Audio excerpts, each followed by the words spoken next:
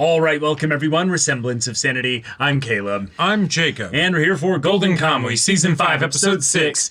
We're getting all the lore. Yes. Just the answers to everything. Wilk. Okay. And then we've got also Sophia and Asirpa in the church. We've got Nikaido. Yeah, Nikaido out on security, potentially also to keep other 7th members coming in as well, so they don't hear this conversation. But yes, then we've got our 2 boys out in the back, just being like, listening in like they're the friggin' Bennett family from Pride and Prejudice. Yes, exactly. And I love it. It's incredible. They might get killed for this. Yeah, but I'm still here for it. I'm still here for it. And then of course Sugimoto right outside, frothing like I'm gonna kill him. But he's like, nope. I'm by myself. I can't just run in with one gun. Reinforcements. Need reinforcements. Hijikata will be on his way. We've also got Sophia's friends coming as well. We've got 2 snipers still out and about doing their thing. It's just madness. It's madness in Sapporo right now. Absolutely crazy. And lore is coming. So yeah, y'all, without further ado, let's get into this.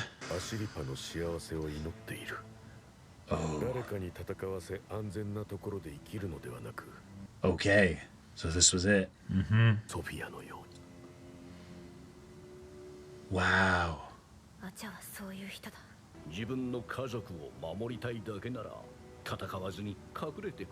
Right.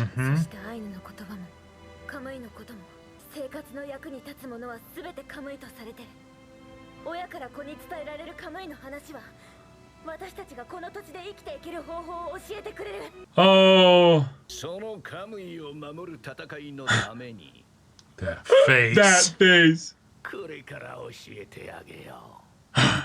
And thus our Golden Kamuy.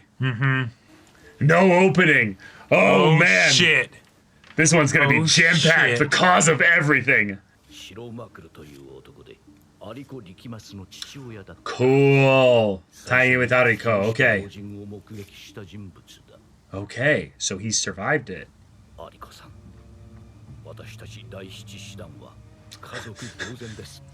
A very fucked up family.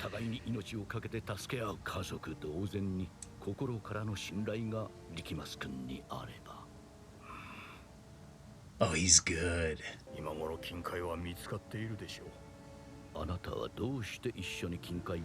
Yeah.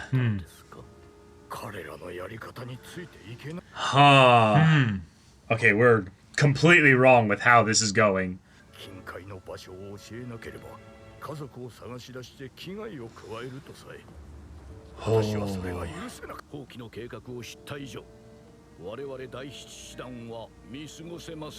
Yes, very convenient.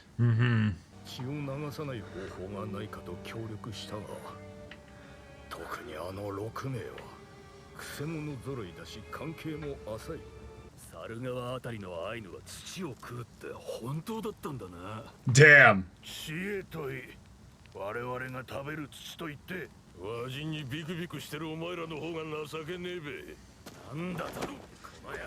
Just a bunch of old racist men, you know?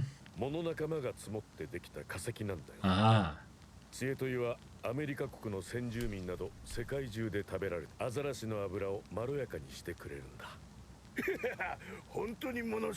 He's very educated, yeah. And just like that, he diffused all the violence and... The way the scar is lit up.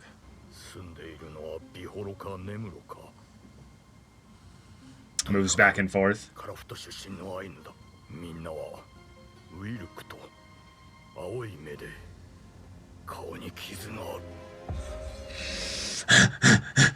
Is it a cross scar, perchance? Yeah. Shit.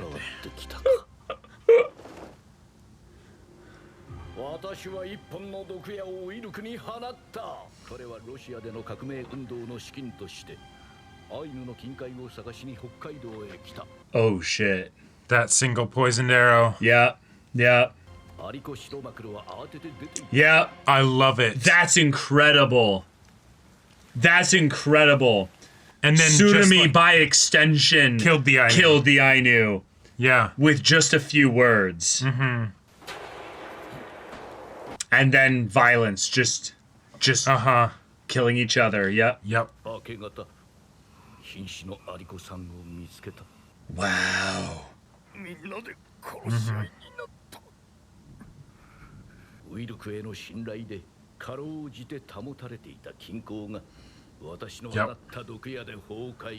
What a villain.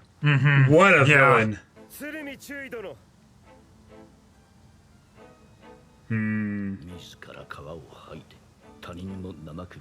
Oh! What the fuck? Oh! That's why his face is so disfigured. Yeah. Just...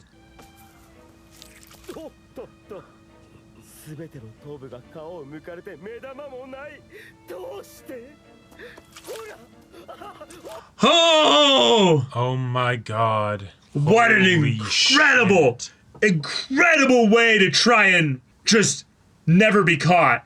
Uh-huh.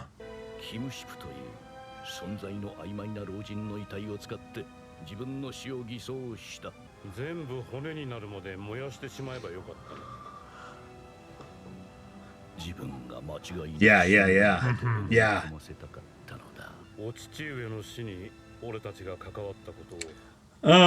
Yeah. Nothing, yeah.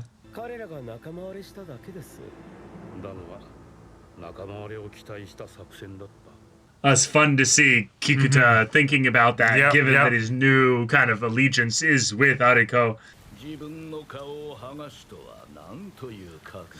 Yes.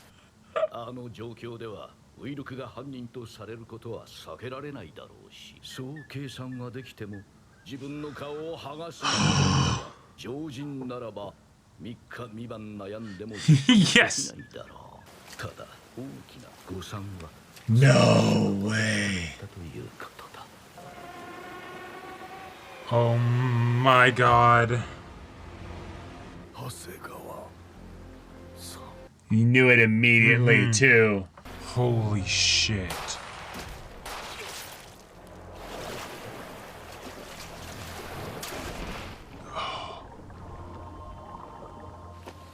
Just like that, lost the face. Yeah. A naked man with a face missing, just... And just like that. Yep. Yeah, I did it.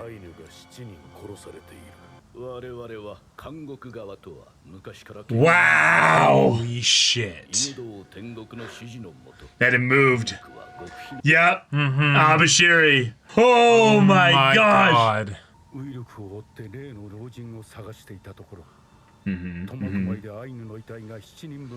Right, their bodies desecrated. Just a horrifying massacre. Yeah. Yeah. You see Like, the head. it looked like the most evil thing Yep. ever. Like, yeah.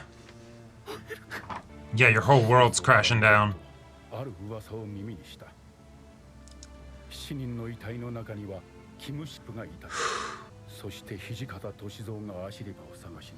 and thus we have the series.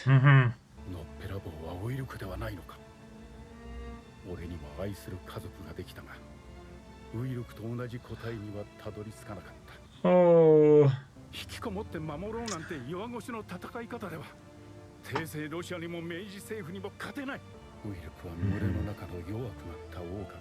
Damn.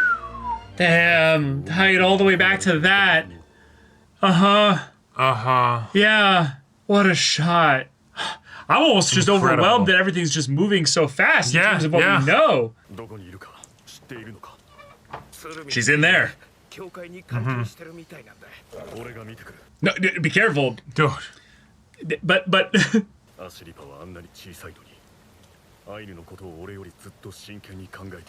Dude's dead. and he's like one of the other characters who definitely like we don't want to hear about all this story because then they'll definitely kill him.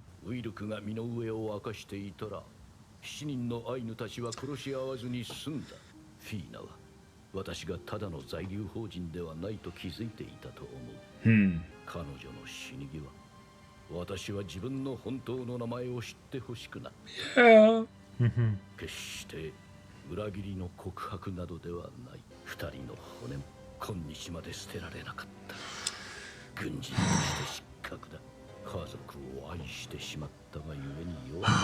Then I can accept that. Yeah, you're just like him then.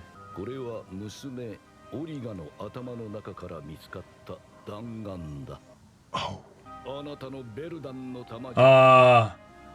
Yeah. Yeah. It's a sidearm, like a little, like, 6-shooter.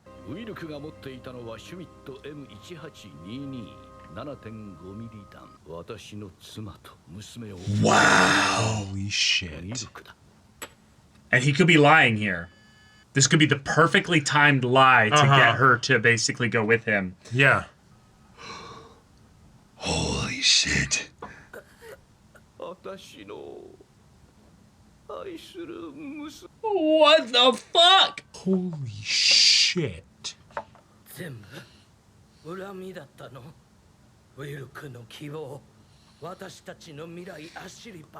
それが本当の目的。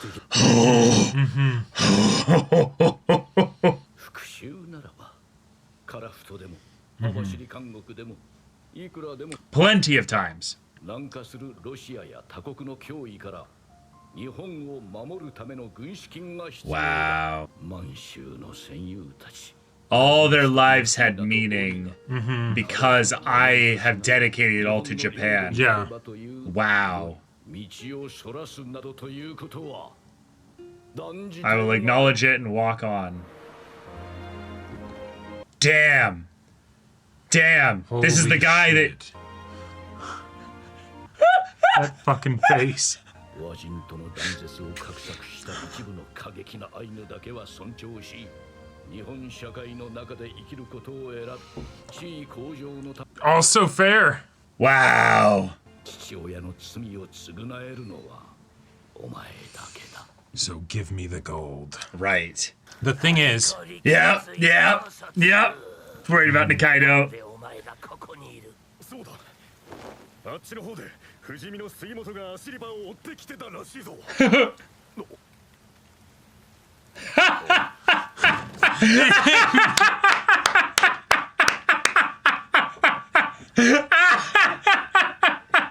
Wow. Holy shit!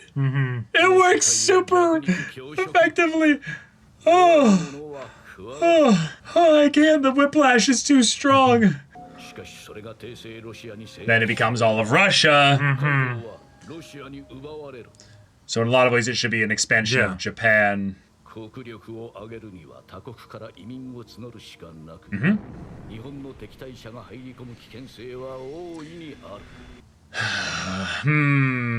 It's possible. Damn.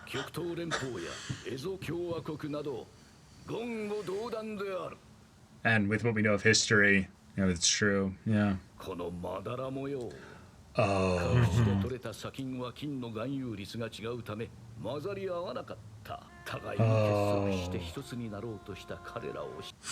Oh, you're so good! Yeah. Tsurumi! Holy shit. And now in the opening, come here.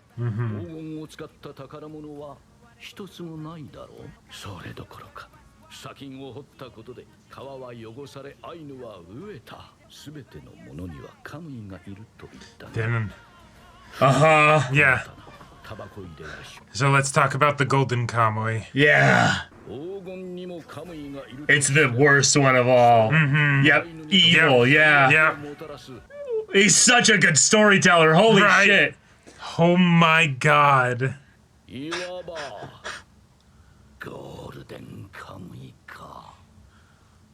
Cinema. Absolute cinema. Oh my god. No opening, no ending, no notes. We ate. Tsurumi ate.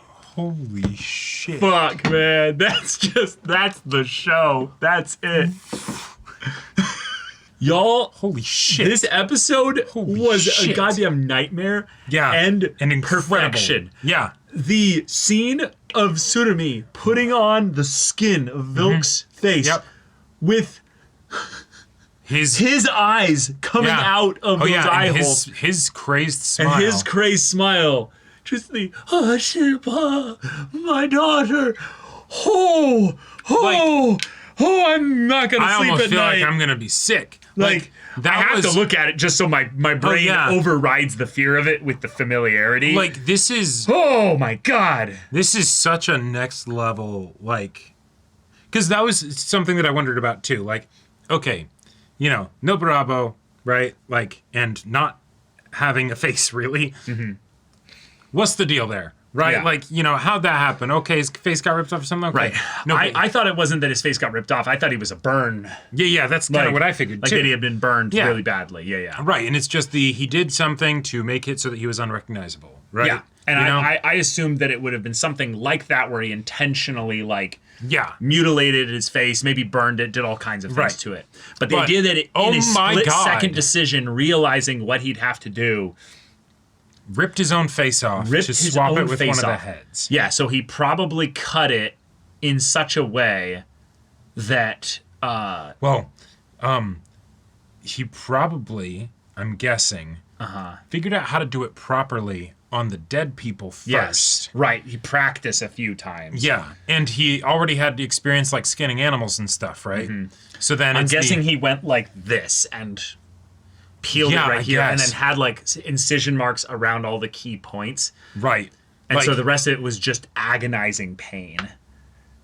That's insane. Like when I think about characters that aren't protagonists or villains, but are kind of your side characters, your plot, important characters that are catalysts for the story to continue. I think about a lot of the characters that have done like, I'm going to fake my own death kind of moments. Right. This just made me forget about all my favorite ones of that and just throw this one straight to the top. This doesn't even feel like it's possible. But like but before we watched this show, right? People told us that it was kind of like a JoJo's of a sort, right? It carried a lot of the same spirit, you know? And larger than life, very over the top. Very over the top. Very manly, like, right. Lots of very intense, This bravado. takes me back to, like, the part 1, part 2 shit, where it's like, let's get very specific with this insane thing that we're saying happened here to build up how awesome this person is, right? Or how terrifying they are or whatever. But the thing is, when that happens in JoJo's, it's like, yes, that's part of the zany comedy and all that stuff, right? I actually kind of believe the shit that's being thrown around here. And the fact that then we get the hard cut to just all of a sudden, he has Wilk's face on. Like, I've seen some crazy, villains in my day. Yeah. Right? And a long time ago, I've said that, like, holy shit, Tsurumi tops them all, right? Like, it's fantastic. Yeah, he just keeps peaking. He just keeps peaking. Yeah. But my God. Yeah, my God, this was terrifying. And then also the way in which he is the one that killed the Ainu. Yeah. As a perfect reveal because Wilk couldn't escape the allegations that he was very conveniently the sole survivor of whatever that incident was. But motivation-wise, yeah. Motivation-wise, it doesn't really fit that he should be the one to do it. I understand if he was around when it happened, but he wasn't the instigating factor. Sure. But he's cunning enough and smart enough and just generally good enough to have survived whatever the incident was. Right. And so it was that, and the reveal that it was, no, there was an Ainu.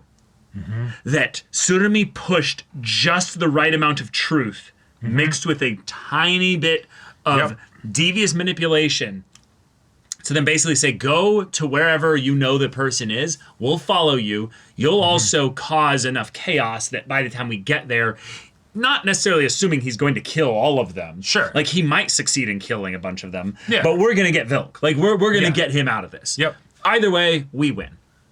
I love it because whenever you have these types of villains that are genuinely intelligent, like they're not just written to somehow be intelligent and things just work out for them. But this is deviously simple to the point where it's going to work. Right. You know it's going to work. Yeah. And that it works so effectively, and yet Wilk gets away because he plays the, I'm actually fucking nuts, and I will do anything. I'm gonna tap into that old me that would do whatever it takes. Yep. I'll do it to myself. Right. And then as he gets away, Tsurumi's chasing him, and Tsurumi's got his, intelligence and his training and everything. And then these two clock eyes, and it's like, oh shit, it's Hasegawa. Yeah. It's Hasegawa. And he's like, trying to get across in the lake. Tsurumi's gonna circumnavigate it. He shoots him once, and then he swims over to the prison and turns himself in as the murderer, building the legend that Wilk was the one that desecrated these Ainu bodies. And then he's like, oh, right, I'll put him in Abashiri to protect him. That's one of my favorite tropes of the Khan is actually a good guy, but uses the prison system to get away from someone even worse. They say, I did this evil, horrible thing, lock me away. Yeah. And then suddenly you're safe from everybody really bad out there. Because in fact, he starts to run the fucking prison. And the whole idea of like, who'd follow this guy? I know where the gold is and everything. So it's like, no, we are going to keep you very secure. Like, and they don't even care that he's necessarily building this cult around him of people that are going to help him eventually build the map to find the gold by putting it as tattoos on individual members of the bodies of the things there. Which is also wild because that's something where, why would he do this? In a lot of ways, it feels like it's he knew that he was going to die. Right? Oh, yeah. It wasn't going to work. No. But I want to leave this behind. It's the hope of future generations. Right. The thing that Wilk tapped into that Kuraranke couldn't fully understand entirely, the thing that even like Tsurumi kind of understands, especially with this reveal of this is Tsurumi's true motivations. Yeah. All along the way, all the lives, all the deaths, everything that's been around, all of it had value. All of it had value. And yet it was ultimately there for him to build this future where Japan is mighty enough that they never lose another war like that they don't end up doing these stupid decisions to send thousands to die, that his family doesn't end up in this, place where they're not able to basically have a place they can call home and stuff. Oh, hey. What do you know? Interesting. Yeah. Gotcha. Good to know. Holy shit. Like this, he's the perfect imperialist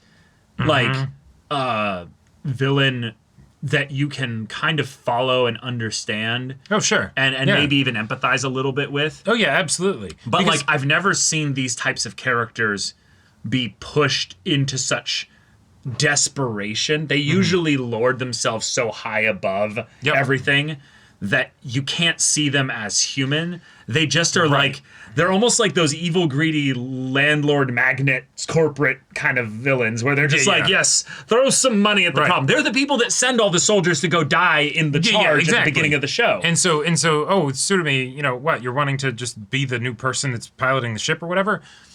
But the thing is, and God, I love this. The things that Tsurumi brings up. Yeah.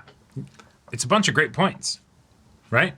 Like he brings up a whole bunch of great points of like, hey, let's say it's the Russian resistance movement and they take it over. Well, if they ever fall to Russia, then Russia is on our back door, right? Well, they take Hokkaido. And they take and Hokkaido all the small little islands as well. Yeah, exactly, right. And then at that point, what's to stop them from just taking us too? Because we're right there, Right. Russia is a massive nation compared to Japan. Yeah, exactly. And in terms of overall influence and power, it is really interesting to think about what the first half of the 20th century becomes because of Japan's strength. And it leads to Imperial Japan doing some evil conquest and some horrific crimes against humanity along the China-Russia side of things there. So it's kind of wild to think that Tsurumi's way ends up winning in history sense in the decades to come. Yeah. And yet it ends up all getting, wiped away eventually. And so if you have a villain give a monologue like this, right? It can be very easy for it to be something where then if the monologue isn't if the villain's actual plan and goal and everything isn't well thought out, then you lose the audience and they're like, wait, what about this? That's actually a dumb idea. Or you're just oh, this guy's a madman. Yeah, right. Yeah. What we end up having is both. Yeah. He gives the monologue. It's very well thought out. Oh, sorry, I bumped the camera there. It's very well thought out. And also, he puts on Wilk's fucking skin to then torment Asirpa because. Yeah. Like, okay, you made some great points. Also, you're not, I was wrong. You're just batshit insane, right? Like, my God. What a character. What a character. And then I love the Tsukishima and Koito are listening in on this. Yes. And Tsukishima has this like, if that was your thing, I'm gonna fucking kill you myself. Right. And then when he realizes that it's no, he does believe in us and he does care about us and he is doing this for Japan. Yeah. Fuck, I want to kill him, but God damn it. Now, no. The thing is, I don't think this is going to be relevant for the story because I think Tsurumi is actually being genuine here. Oh, 100%. Don't undercut some beautiful, brilliant scene like this to then have him do a double blind where then later it's like, actually, those weren't my real motivations. But well, no. I think the one thing that is clearly up for debate as to whether or not it's true is whether or not Wilk actually killed his wife, his daughter, basically. That bullet doesn't have to have come from that spot there. And there's just enough in the way that we are seeing him repeat the same manipulation he did to what's his name? To so many. Well, I was going to say to the guy's dad that he basically has the poisoned arrow here. Yes, right. Yeah, where it's you can't trust anything he's saying. And even in the context of this, everything that he's doing here is for the sake of Asirpa, right? He is trying to manipulate her, control her, etc., right, so that she gives up the gold willingly. That's right, yeah. Right? So you can't truly trust what he's telling her. I think 98% of it is true. I think 98% of it is true. But, devil's in the details and all that shit, right? Oh, yeah. And he is the devil. Like, Holy shit, yes. Yes. Right? Like, I cannot imagine what the page turn must have been like to just him wearing Wilk's face. Yeah. Like, oh my God. But he's basically saying, I just want you to do it this way, Asirpa. Like, he's saying, I'm going to give you, basically, the key to all this. Well, I mean, is it, or is he saying, give me the key to all this because you don't want it? Well, okay, okay, you're right. I think what I'm more saying is that he's wanting her to be the one to make the decision here. Right. Kind of saying, you're going to do this in a way that's going to atone for your father's sins, in a way that's going to be what he would have wanted. But he's twisted things probably in just the right way to make this seem like what her father wanted is what Tsurumi's want. And so this is where Tsurumi is right alongside every bear with me here. Yeah. Every bad example of his villain archetype, while at the same time fundamentally not being that, right? He truly believes all the things that he's saying, right? What he's still asking of her is trust me and give me all of the power over this, which is the kind of thing that a villain would often say if it's no, they give their whole monologue, but actually they're just an egomaniac that wants power, right? Which is not what he is, I don't believe, right? But that is still what he is requesting, right? It's the difference of when you see the devil basically making the deal offer to you, offering the deal to you. Yeah.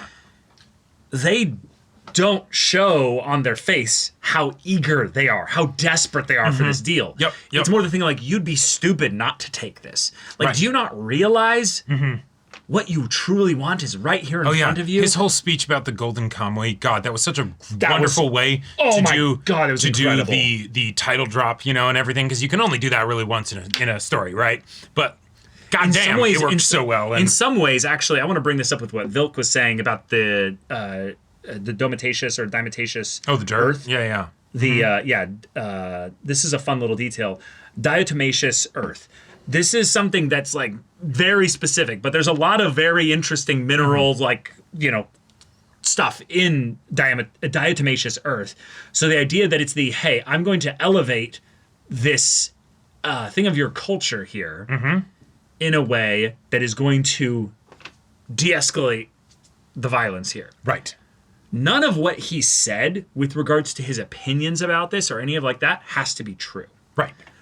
What he did basically was he showed his knowledge of the culture, the person across from him. All of that resonated with the person, and thus he took everything else of what he said as true.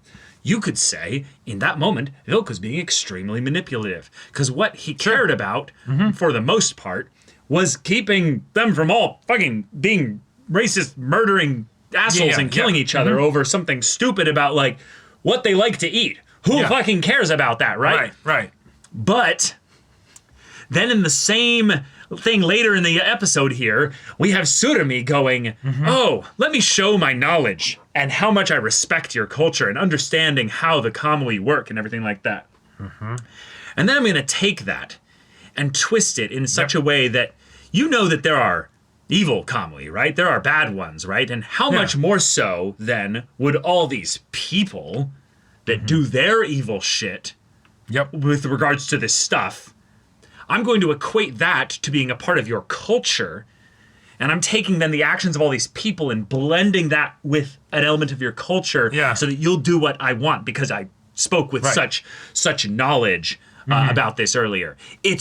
It's like... It's sick, it's twisted. It's so sick and twisted, and yet, everyone knows about, like, gold sickness. Like, that's a very, very, like... whether you're talking in history or fiction or whatever, right? Like, I'm talking, like, actual history. Just the point when people start realizing that extreme wealth is about to suddenly come into their hands.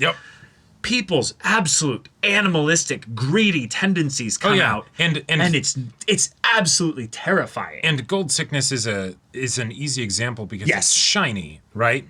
Well, I was going to say because it's pretty real. It's a thing that's documented in our world too. This is obviously based on history and all that. Right. But I'm talking about the idea of it being gold specifically, right?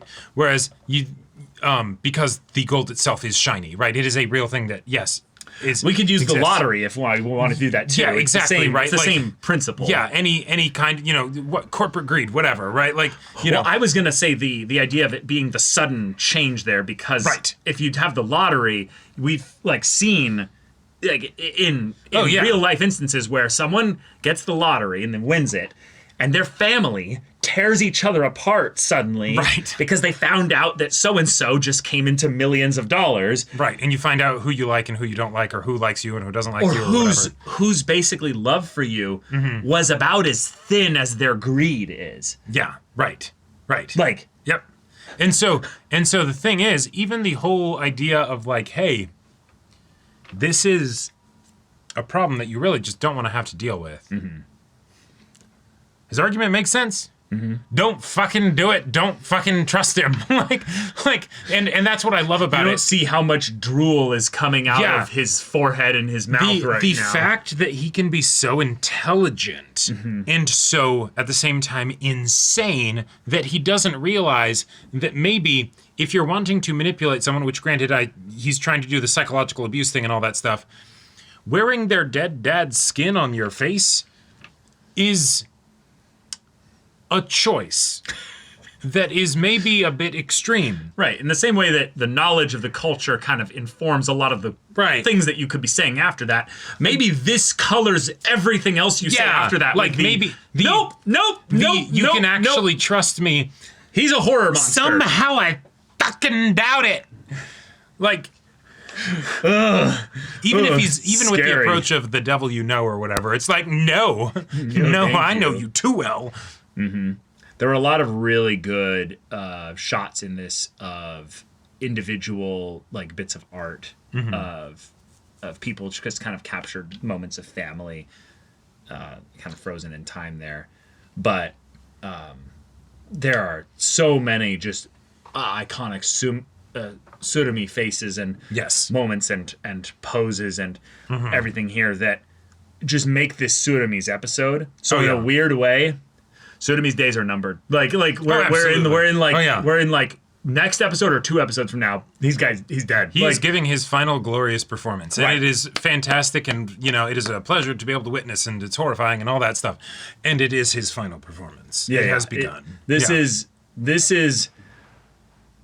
a phenomenal villain episode. Yes. To get us basically set up for the shit. last half of the final season of this show. And it really feels like the final season. But somehow, all that crazy stuff happening, somehow we still had moments of heart and and sweet just tenderness, and then even some peak comedy. Oh yeah, just, hey Nikaido, I saw Sugimoto that way, he's trying to get Asirpa.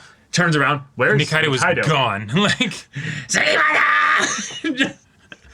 just full tilt, charging in a silly, line off to who knows where. Yep. I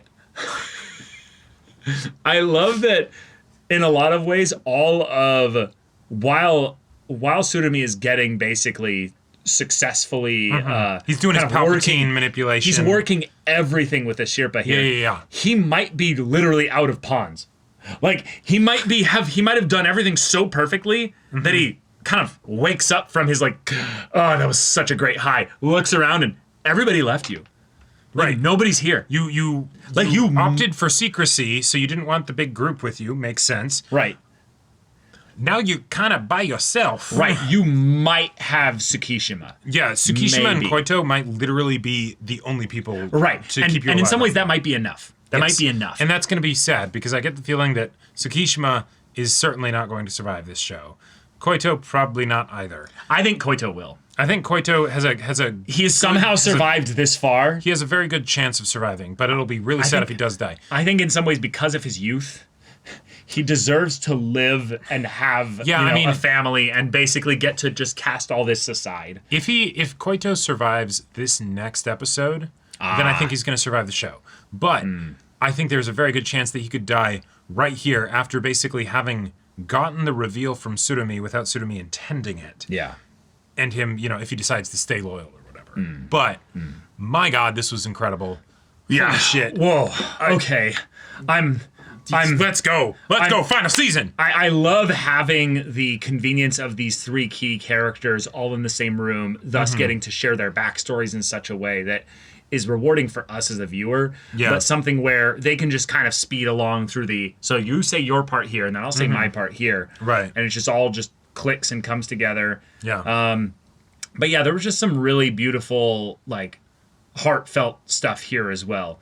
Kiruranke just kind of realizing, wait, if I had, a family, would I know, would I be able to see, what he saw? Would I be able to know, what he was doing and why he did this? Would I be able to understand, what he decided here? And so when he then sees the head of Wilk, it's no. Yeah. I tried to stop him. I tried. Yep. I was so close. If I just been stronger, if I had been able to reach him. Oh, yeah. And so then him going on this hunt, basically for evidence potentially of him being alive. Yep. Only to be the one to eventually just put him away in the way that sometimes the weak wolf needs to go off alone to die, or needs to be put down in such a way, and given that his name is Wolf and Wilk and all that stuff, it feels like we've come full circle with regards to what Wilk taught his daughter Asirpa with regards to the wolf in the very beginning of the show. Yep. I'm also just stoked as hell with all the reveals from this episode. Rewatch value must be so fucking good. Oh, rewatch value is gonna be so sick. Holy shit. Yeah. But yeah. Okay. Also, just cool. Ariko, what is it? Yeah. Here he's like, we're looking for a ship. It'd be so hard to do. It's just two people. And Shiraishi just in that hey man, I'm here too. Yeah. In fact, I might be one of the best people possible because I can get into places, Yeah, I'm actually sneaky.